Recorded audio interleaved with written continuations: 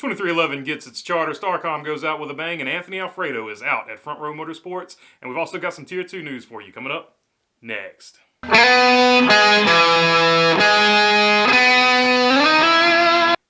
as always, before we get started, if you like the content and want to keep up with NASCAR stuff, please feel free to subscribe. If you're not, hopefully I'll earn that subscription today. All right, let's get into it. So 2311 gets its charter.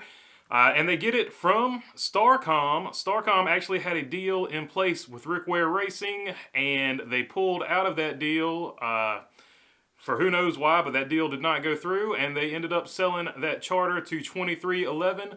So Starcom, in its last act as a NASCAR team, makes a little bit of controversy. It stirs the pot just a little bit, but I assume that they got more money, and they secured their bag and took off with it. And that brings us to Front Row Motorsports. If you'll remember, Front Row originally had a deal with 2311, but they pulled out at the last minute, and that is why 2311 was looking for a charter. But 2311 announced that Anthony Alfredo will not be back. But the interesting thing is that they said Michael McDowell will be back, and they will also run that second car. So they're going to run both cars. If you remember, this is significant because when they had the first test for the new next-gen car or whatever, Front Row Motorsports didn't even have theirs together.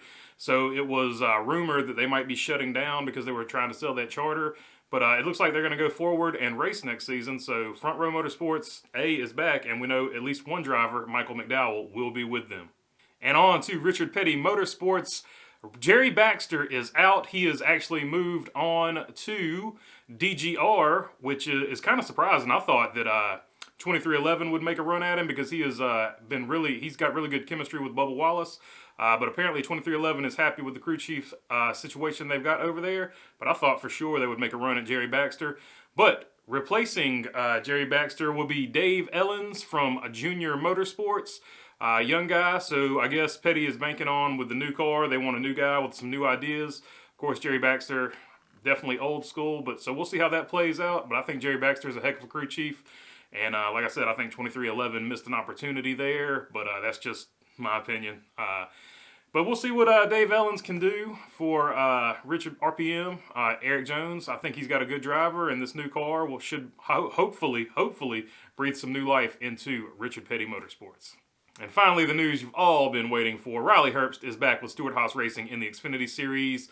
He sort of was floating around as to whether or not he would come back or not.